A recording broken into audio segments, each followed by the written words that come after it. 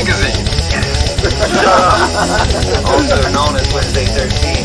Welcome to Brutal Planet Magazine. Welcome to Brutal Planet Magazine. This is all Gotham Video. Welcome to Brutal Planet Magazine. You're listening to Brutal Planet. Hey, what's up, everybody? CJ Pierce here from Drana Pool, and you're listening to Brutal Planet Media right here. Get yourself. Hey, I'm Steve from Within the Ruins, and this is Brutal Planet.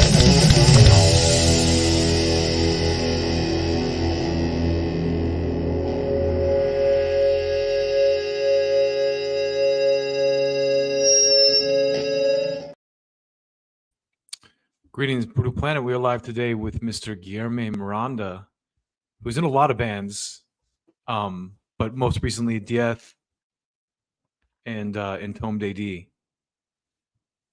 How are you, sir? Hello, man. How are you doing? Very good, thank you. Apologies for some of the misunderstanding the last couple of days too. We had a couple missed connections, so glad you were able to make it today. Yeah, man. What happens with this? I'm just sharing our live here on my socials as well. Oh, So okay, just awesome. clicking on this for us live. Appreciate now. that. Yeah, man. Sure thing. Yeah, but it's this thing with the. I've been traveling now.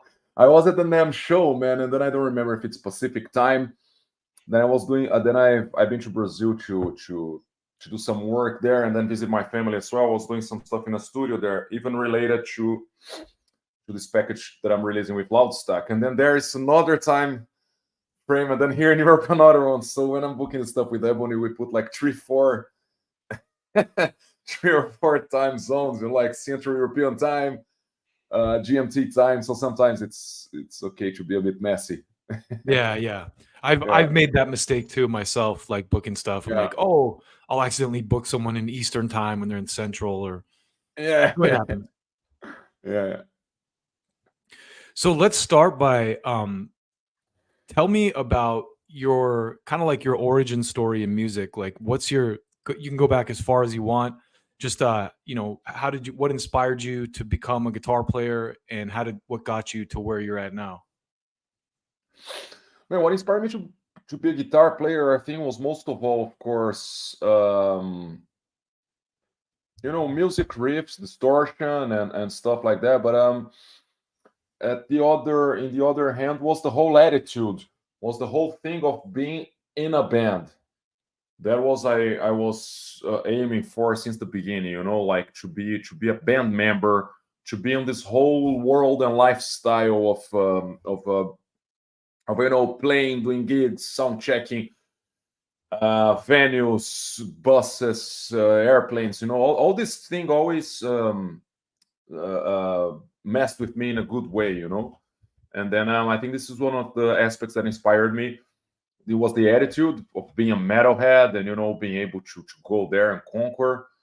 And musically, I believe like I had a very good early start with listening to rock music. That I was like the holy trinity of rock and metal. There was Deep Purple, Led Zeppelin, and Black Sabbath. I started with these 3 bands, so I believe that I built up like a solid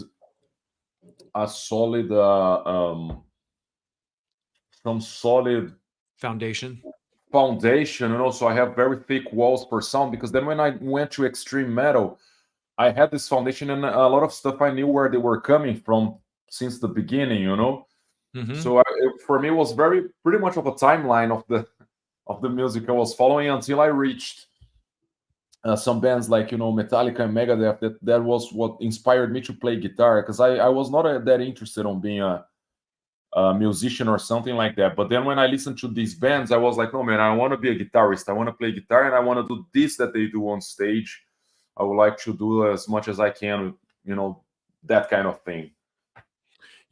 My follow-up question was going to be, who are some of your guitar heroes? But you kind of answered that a little bit. Yeah. Are there any particular guitar players that really inspired you to pick up an axe? Man, there are many. Of course, the Metallica guys, because they inspired the whole genre.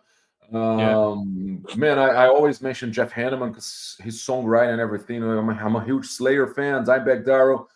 But I would mention, of course, Jimi Hendrix, Tony Iommi, Malmsteen. I fucking love Yngwie. And Paco de Lucia, man. Paco de Lucia is one of the guitarists that I listen a lot to. Buddy Guy and Steve Ray Vaughan as well. Where did you grow up at? Did you grow up in South America? Yeah. I grew up in Brazil in a city called Uberlândia. Okay. In Minas Gerais, it's more or less it's the equivalent to the Brazilian Texas or something, if you put it like that. You know? So how did the Entombed AD is obviously, a very, kind of influential band. How did you end up playing with them? Yeah, man, I was in a period of my life playing with my own band. We were like an independent extreme metal band from South America. We toured a lot in Europe, which was pretty cool back then. It's nice to spend your 20s on the road and doing all this kind of thing and conquering the world with your friends, right? This kind of thing, and being part of something bigger than yourself, actually. And then we reached the point that nowadays, after a few years, I see that we reached some sort of a ceiling. We kind of hit the wall with the band, because I believe that to grow more and to get to another level with that band, we would have to be through some sort of processes to evolve in a way. And then in the middle of this whole thing, we were going to open a South American tour for Entombed AD. Was very on that verge when they changed from Entombed to Entombed AD, and then I was the tour manager for the tour and playing with my own band before the guys. So I was kind of responsible for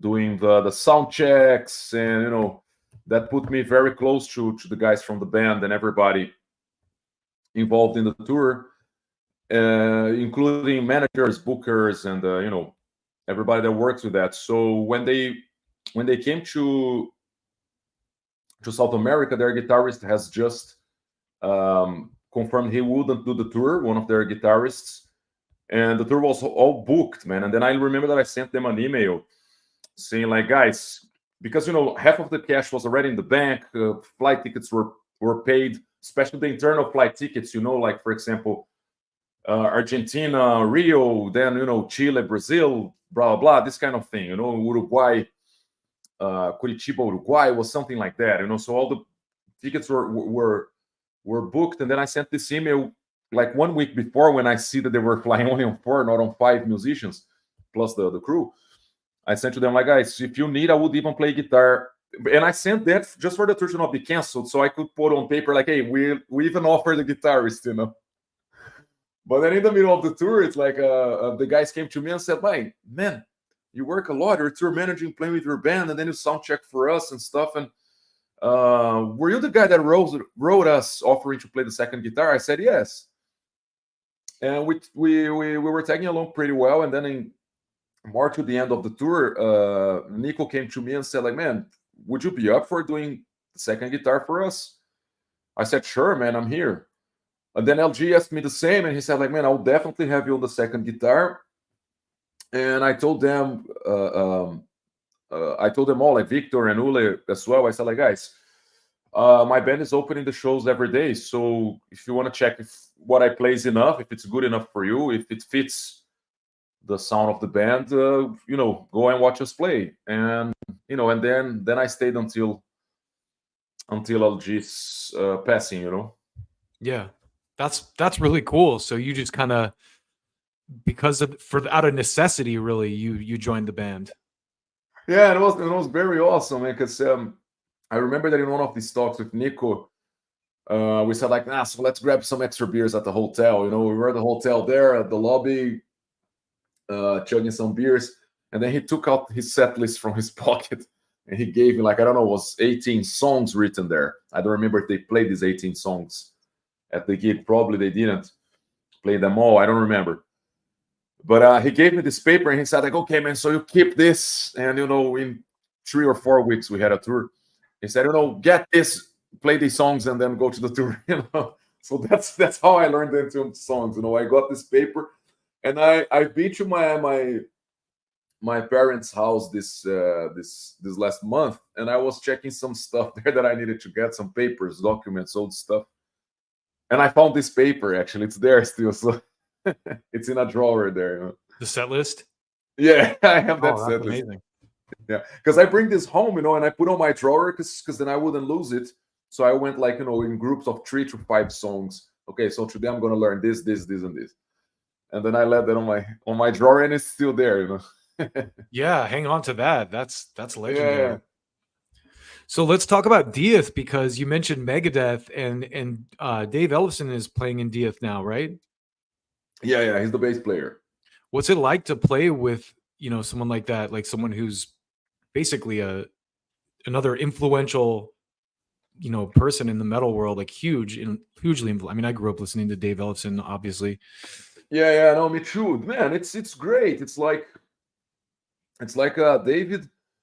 David, in many ways, he comes from some sort of a different world, of course, because from his generation, man, if you get the biggest bands, the bands that made it, the bands that created the style, a genre, and everything, he's on everything that you put. He can go there and tick it, right? Yeah. So it's he's part of the big four. Dude, he's part of the big four. It's something else. And he's an excellent bass player, of course, and his musicianship is amazing. He's very good vocalist, backing vocals. He's great. So I love to do groups of vocals with him when we are on studio. On this album, we tried some, and for the next one, I hope we can do even more. Of course, it's going to depend on what the songs require. Yeah, because I think we have to play for the song. The song at the end of the day teaches the path, and you go having ideas over that. And so it's great, man. It's amazing, to be able to be with a person like that, and share experiences, exchange knowledge and stuff, and somehow it's very funny because you see that these guys are one of they're people like we are. Yeah. Yeah, they're people like us. So it's very cool to feel that that you can reach this kind of level. It's very, very, very funny.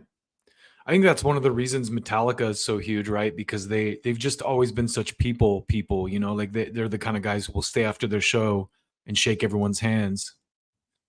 Yeah, man. Yeah, and it's like, I think you can't force things much. You have to be, of course, this is the biggest cliche in music, but it's like you have to be yourself, man. If you're in a bad day, like it happens on tour, man, that you wake up not in the best shape or something, and then if you can't stay the whole time, I understand bands when they're tired and they finish the gig and they have to enter the bus and drive, But my way of seeing things and how I was raised and how I believe in how music should be, I believe in this attitude, So you finish the concert, you do your thing, you go there, you talk to the fans, you shake hands with them, you sit down with them and you drink a coffee, you share a beer, because these people,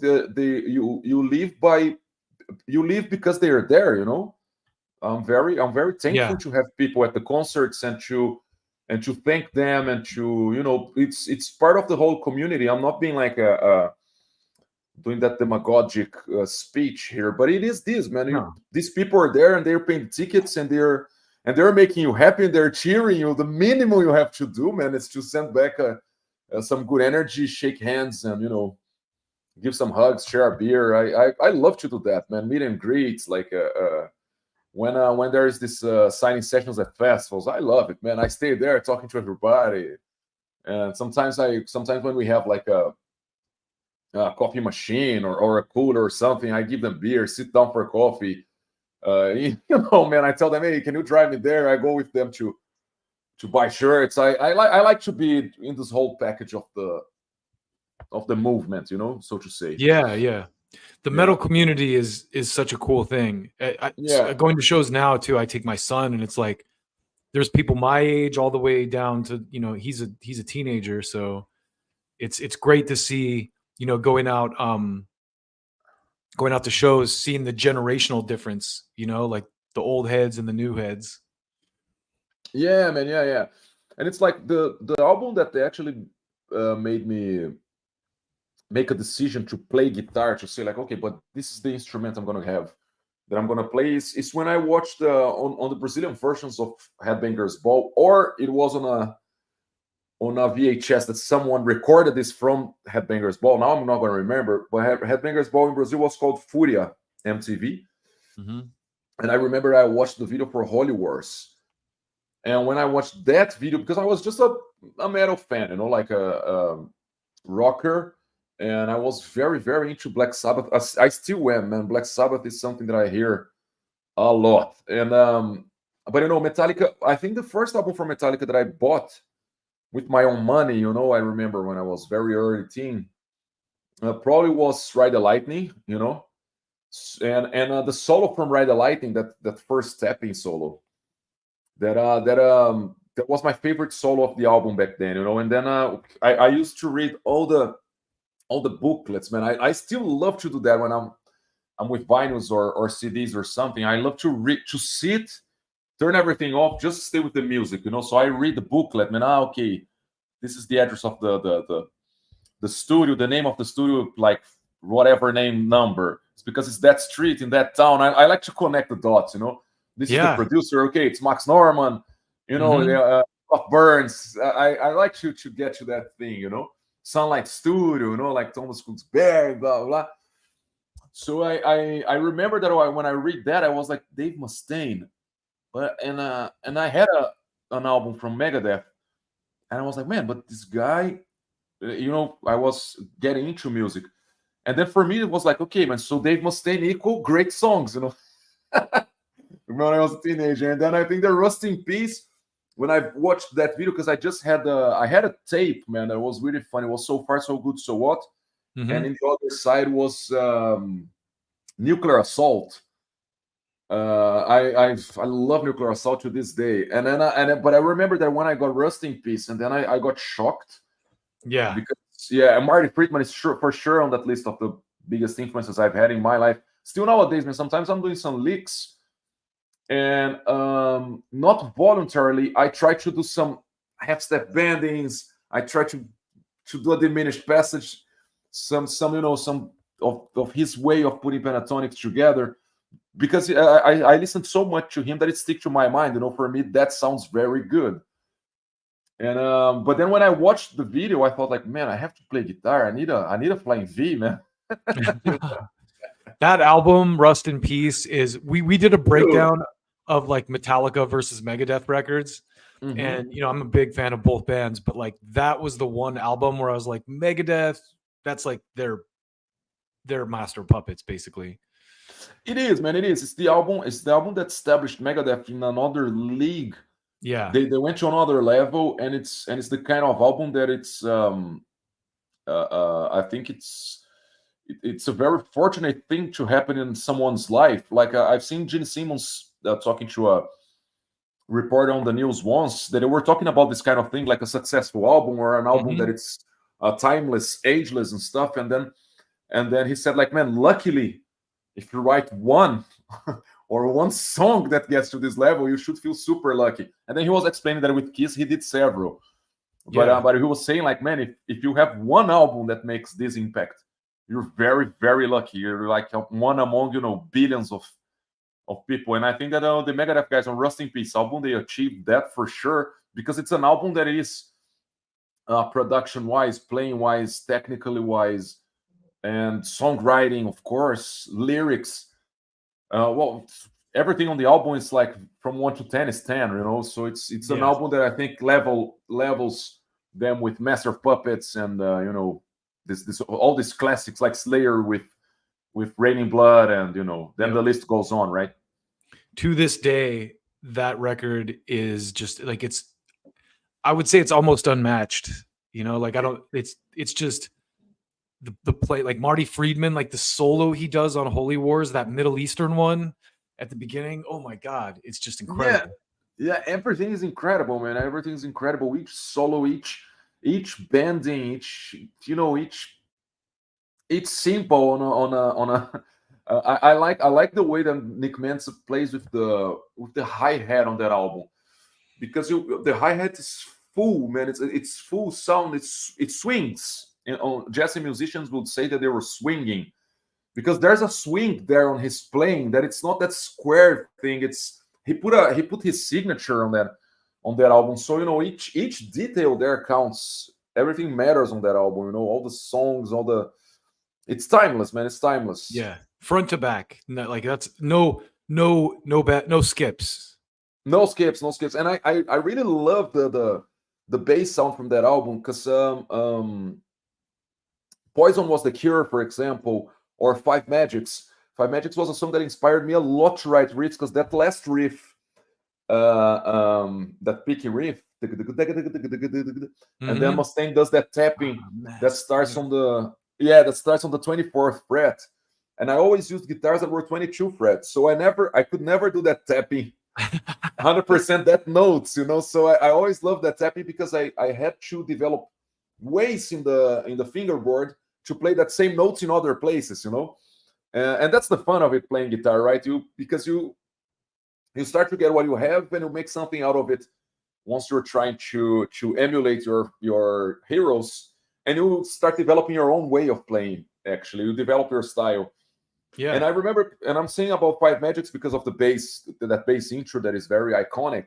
Yeah, and I remember when I sent in the Hall of the Hanging Serpents for David to record, because that song was going to be a collab, and my idea was to do either a collab video or just a single, man, and put a cover on YouTube, and that's it, because we were in the Omicron wave of the pandemic that hit us in 2022, that whole thing.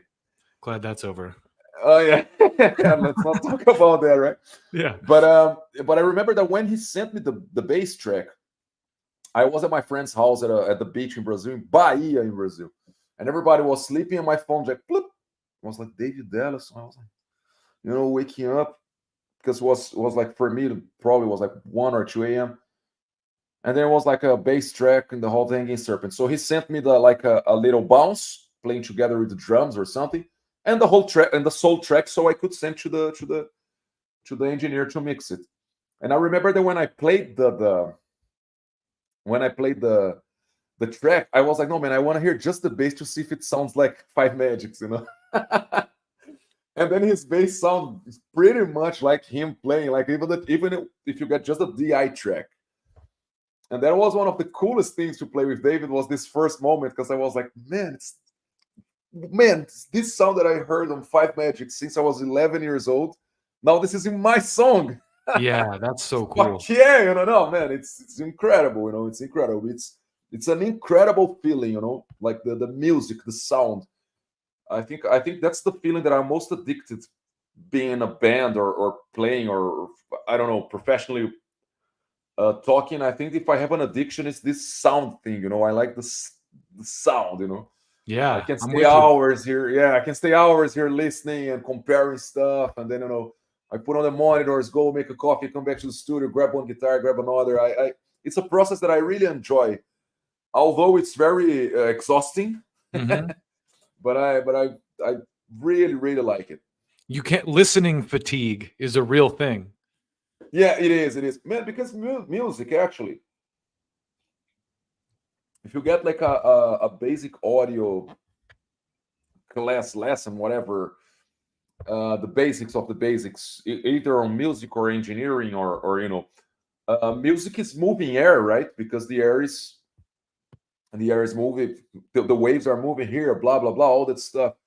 So you have to move some air, and I think that once you were like listening a lot of stuff, comparing sounds, trying to get tones, and then you have to listen it very, very, very low, in a low volume, so you see if everything is there.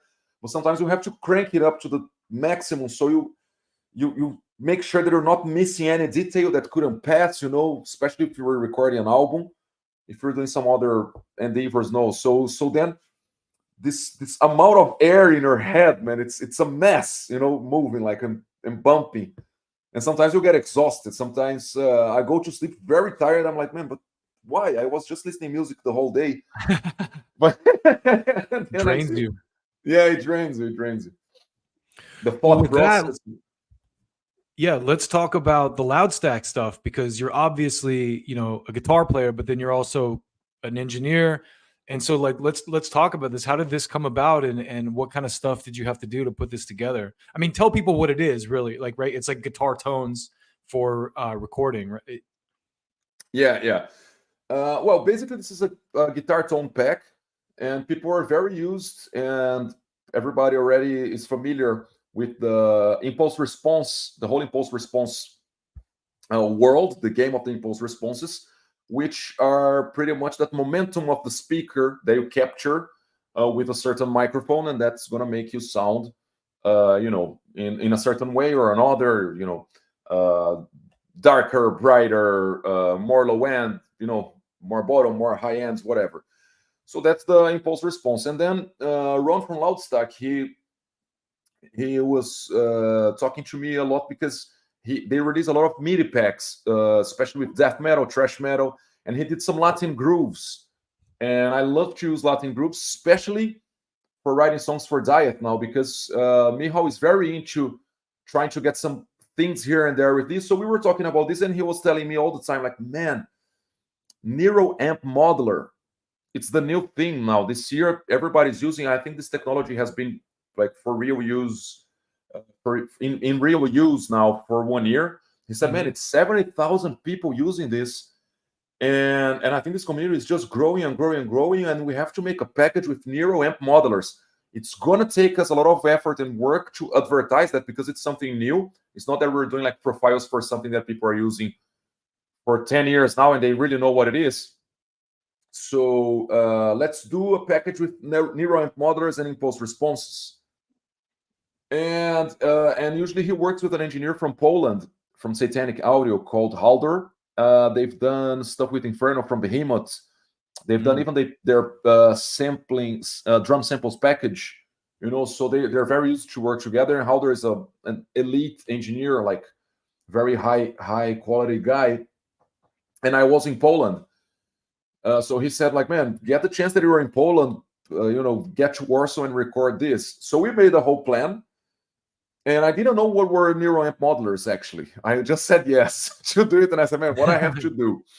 So I of course, I did some research and stuff. And to put it very easily in a very easy way for the listener, Nero amp modelers are pretty much impulse responses for guitar heads, for amp heads, for tube amps. So you're gonna get like a one click, and you have, for example, 5150 boosted with a tube screamer in a certain EQ. So you go there and you capture that momentum. You do like a screenshot of your guitar head. But that thing, once you put on the Nero amp modeler plugin, that's the name of the plugin, is the name of the technology. Once you put it there, man, you're gonna have exactly a 5150 sound boosted with a tube screamer on that EQ. And man, that blew my mind, because instead of tweaking and doing a lot of things and getting plugins and adding plugins, combining with different impulse responses, getting a different plugin or a pedal to boost the plugin to create that chain of signal for you to use it on your computer for any sort of matter. With the Nero amp modeler, you capture that moment, and then in one click you have that sound at your digital audio working station. So it's a process that man, I'm amazed by that, how natural it sounds and everything. Have you heard of Kempers? Oh yeah, no, Kemper, man, it's very funny, because I met the guys from Kemper in 2000. When Kemper was very new thing. Mm-hmm. I met the Kemper guy. His surname is Kemper. I met him at Summer Breeze in Germany, actually. We were backstage and we were going to play there. I think it was us, Testament, Abbat, Dieth side. It was that's backstage. Yeah, it was a great lineup. And then there was this thing there, Kemper. And I was like, man, I heard about this. And there were the guys there, and you could get all the Kempers with any guitar you want and plug in there and play with them. And then they were, hanging out and talking to us and explaining everything. So I learned a lot about Kempers at that place. When they is Kemper similar to the Nero amp modeler? Is it a similar thing, or? It will be a similar thing, but the difference is that the Nero amp modeler is this screenshot from the amp, And the Kemper, you have the profiles there that I believe that the process of capture probably is a little bit different of the tone capture or something like this. Ron and Howler, they would explain this more scientifically than me, you know. It is something similar, you know. So I think that probably the next step for these neuroamp modelers is that companies like, you know, Mower, Camper, Fractal, and so forth, they will probably, you know, start to have a device that it's gonna load the amp modelers. So you're gonna have several profiles, and the advantage of these profiles is that I got a box of pedals that I had there in Poland that I bring from Stockholm from when I was living there. And I had my pedals that I used on the Entombed album, that I used live, that I had my backup pedals and everything. So I've done pretty much like exactly what I was using live and in studio. I just put this gear there, and we did the sound. So when you get the package and you go there to Death and Roll, so man, I want to sound like more Death and Roll, like, you know, this bands in the end of the 90s, this Entombed albums like Uprising or To Write, Try to Straight Speak the Truth. You get that profile. I've done a Wolverine profile that it's pretty much, man, it's funny because I have a lot of fun playing with this at home. It was a long while since I played any Entombed riff. Since LG passed, I tried to distance myself from that, you know. For a while, it was my coping process. And then I've done a profile that it's Wolverine profile, you know. So it's a different way because I use the different amp. Of course, I use the Boss Heavy Metal pedal. I use the best I have, and then I have a Wolverine profile. So if you put the Wolverine profile on a GB, that it's pretty much a Marshall with greenbacks, and a 57 or a Chandler, there is a new microphone that we use that feels. And that blew my mind. So if you get the pack and you go for the GB Chandler, so if you put Wolverine with the GB Chandler, it's the album sound, man. It's great. It's pretty much what they used, you know. And what I've seen all these Swedish death metal bands using since I moved to Stockholm, because I've been to all these concerts, like, you know, obsessively and many times a week. So I've got an eye on everything people were doing, and I emulated that in studio, and it worked. So we have this Wolverine profile, we have a Nihilisto profile. It's one that I've made the HM2 very dark and very and if you get it and play some songs from the Nihilist times, like, you know, Revel in Flesh or something, it sounds like that. So it was very fun process to see, because to watch that being made, because me and Halder, when we were recording, there's a whole process there. But when you're doing the capture, we were looking at each other like, man, is this gonna work, man? Because maybe, I don't know if this sounds like, and then we were even telling Ron from Loudstock, like, man, if this sounds like shit, then we make a settlement here, but we don't put it out, you know, because we didn't know. Because everything I tried to use that emulates the HM2 sound, or the Swedish death metal sound, so to say, there was not an HM2 on an amp, never worked 100% well, you know. It was always like there was something missing. And then with this one, when we listened to the results, we were like, man, yes, now I have something that I can use home and be happy with, you know. So I believe that people out there, I'm gonna have the same feeling, you know. So you can just plug it in and turn it on and select a patch, and you're basically sounding like Swedish death metal. Yeah, man. Yeah, and I've done a series of videos that we're gonna start soon to put them out. I'm still waiting for a Loudstock's plan, because we have like a PR and everything. So we're doing step by step. Yeah. We're going step by step with the promotion, so you don't just throw everything on the wall and then people gets lost, you know. So I've done some videos explaining, like, you know, this is the Wolverine profile with this. The profiles there are .num, because it's newer amp modeler. So this is the num file with this profile, and then we're gonna have this sound. And then I go and I play on that, and then you can check the results by yourself. And I show even on a mix, if you pan the guitars and you put, like, you know, you put two profiles here, one in the middle, and then you can do some combinations, and you're gonna have the sound. I've done Dieth profiles. Because I still remember, and I have a picture of the cabinet that we've done the album with. Mm-hmm. And man, it sounds the same, because if you combine the right impulse responses that are the cabinets that we've used with the profile I've had, it's exactly the sound of the album. So it's a fun process, And I've done 2 or 3 there by chance. They were more Florida death metal, and they sound very, very accurate, man. One of them I even want to send to Trevor from Obituary. I just got his email with a friend. We've met several times, and we were just having some beers, nothing very professional. But I want to send to him and see what he thinks about, because I've done a profile there with a fuzz pedal that it's pretty much that Air AT pedal that he used, the Rat, Mm-hmm. that distortion. Yeah, we had a pedal like that at the place, and I've done one of that in the profiles just for fun, and it sounds pretty much like Obituary, So I'm gonna play on Obituary riff and put on Instagram and send to the See what he guys. says. Yeah, see what he says. Yeah. It's very funny stuff. Because when you're playing, the fun of it is very cool too, Because sometimes you're like, man, I always wanted to play a Morbid Angel riff, and I love that song, the first song from Domination, Dominate. It's fabulous. And then we have a profile there that is very Morbid Angel with that if you combine with the right microphone, that it's we use the NSC electronics on the edge of the speaker. And man, it sounds so much like Morbid Angel that I had to learn some Morbid Angel songs just for the fun of it, So just to play home. Sometimes you're like, man, I want to listen to this. So this kind of thing. And I even made a profile that probably is on the website called Morbid Dominate. So if you combine there, you get that vibe of sound. Yeah, that's super cool. I mean, in a couple years, you'll be hearing new albums with your tones on them.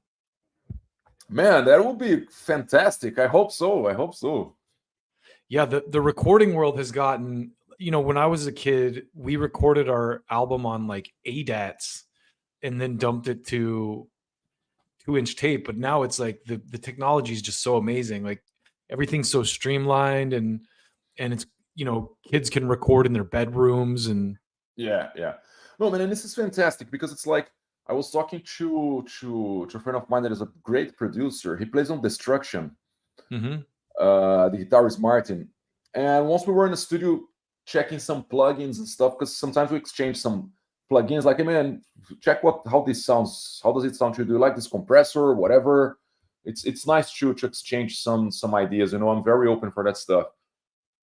And then we were in the studio listening to a mix, and then we were like, man, Jimi Hendrix, he got very into production, especially on his late career, because he left us pretty early. And I've read a lot of articles and stuff that he was saying like that he was going to be pretty much more interested on more studio than just playing live and touring, because he was progressive. Have you been to that? There's a museum called Experiencing Music in Seattle. Have you ever been to it? No, man, no. I've been in Seattle once, and people told me about this place, and I didn't have time to go, man. The most interesting, not to interrupt you, but the most interesting thing there is they have a Jimi Hendrix exhibit, and there's like a mixing board that you can like put headphones on and listen to the different tracks, and to your point, like it's amazing. Like there's 4 different guitars in the mix, and you can like turn them all down and like pan them and stuff. And it's, man, I would cry of this, man. Jimi Hendrix, like, is another addiction I have, And I have 2 posters of Jimi Hendrix at my house. I love one of my dude.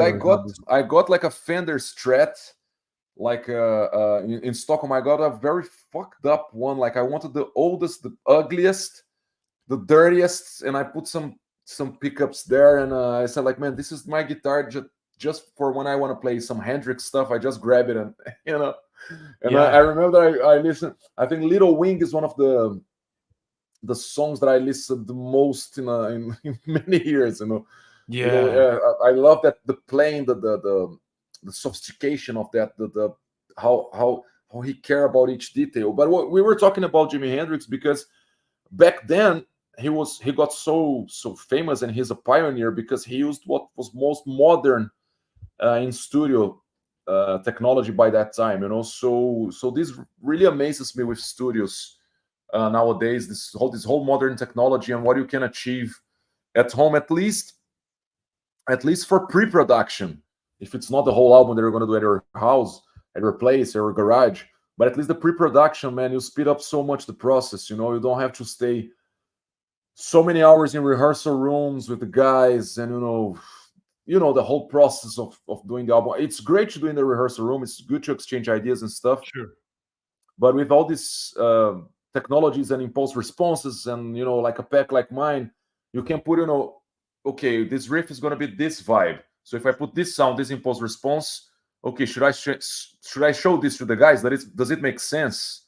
So you can pre-record, send to the band, and then you go there and you jam in a more organized way. Even on these nowadays, it's a bit more productive and yeah, especially when your band is worldwide and you guys have people in different countries and different places. It's easier to collaborate. Exactly.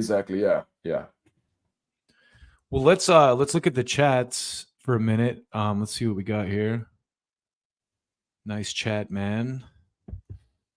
Let's see. We got, hey brother, no disrespect, but who do you play? I mean, it's in the title, dude. Like Dieth and Entombed AD. He's played with a bunch of bands. Pakistan, someone from Pakistan. Let's see what else we got. Raquel in the mix. No questions for Guilherme. From Raquel and Ulrich Snig. Is that a screen name, Ulrich, or are you Swedish? That's a very Germanic looking name, but it might be just like your screen name. Well, no questions in the chat, so. No, I'm not. I'm not Swedish, neither German. No, I didn't think so. This guy, though, just his name looks Swedish or German. So, anyway, man. Well, thank you for taking the time, man. We've been on for 48 minutes. What are you up to right now? What's in the pipeline for you? What does Dieth have coming up? What's your next move? Yeah, man. The next move, it's like we're writing some new songs, and we have some dates now this summer, following up our album To Hell and Back. So now pretty much I think April we're gonna enter songwriting process. I already have some stuff written that I'm sending to the guys, and yeah, let's make another album and hit the road. I think that's the plan. It's pretty simple. Yeah.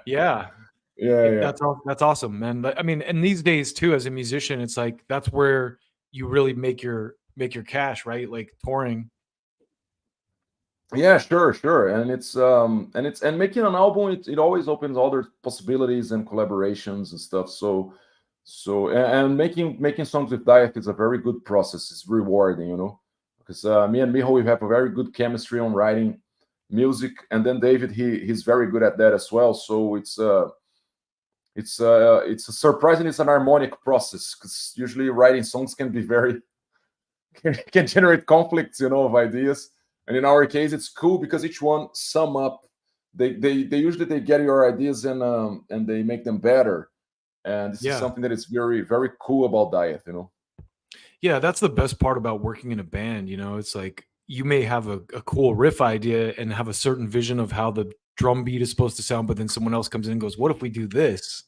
And you're like, "Oh wow, that makes it even better." Yeah. And Michal, he has that power, and then of course usually you lay basses after the drums and guitars are there, so the bass player can play with both, right? He follow the drums and he fill up the guitars and the gaps and everything. So, and David has a very good notion of where he's gonna go, what he should do. Like on Don't Get Mad, Get Even, the sound got twice bigger after he recorded the bass, So it's for us that we like sound and stuff. It's a very cool thing to notice, during the process. Yeah, and you obviously have a lot of knowledge of engineering and recording and all that kind of stuff too. So I'm sure that helps you guys a lot. Yeah. This time I think me and Miho, we're gonna produce the big part of the album, and then we're gonna involve other people. But I think like the core of the production is gonna be me and him first of all, and then we're gonna bounce to someone else, and then until we reach the mixing stage. Yeah. that's when you get another pair of ears on it. Yeah, no, then we need the mixing. Will you guys do a full length album, do you think, or an EP, or? Man, I'm up for a full length album, and our contract with the label, I believe, probably it's for a full album. I have to check that with the guys and with management and stuff. But I would do a full album, and maybe if it's the case, we go putting out more singles. Yeah. It's gonna depend on what's the schedule for the band. I'm always up for singles, man. I think it's very fun, and it's a cool way to connect with the fans and stuff, because then you can debate the song, you can send, you can make more posts, you can make more noise on social media and things like that, before the album is out.